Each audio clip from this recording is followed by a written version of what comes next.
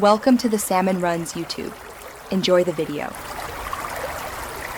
You'll start by making sure the S24 Ultra is unlocked and has at least 15% battery so change is safe. Open Settings, navigate to Lock Screen, then Always on Display to begin. Once there, toggle Always on Display on. This immediately activates the feature while keeping power usage low. Make sure to pick a simple face first.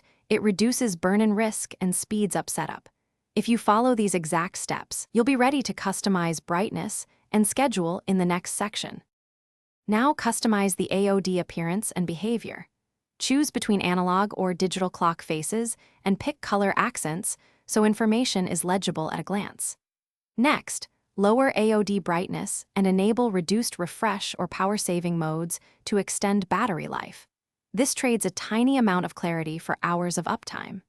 Then set a schedule or use the show for 30s behavior so the display only stays fully visible when you need it. These steps balance visibility and battery, and they are reversible anytime.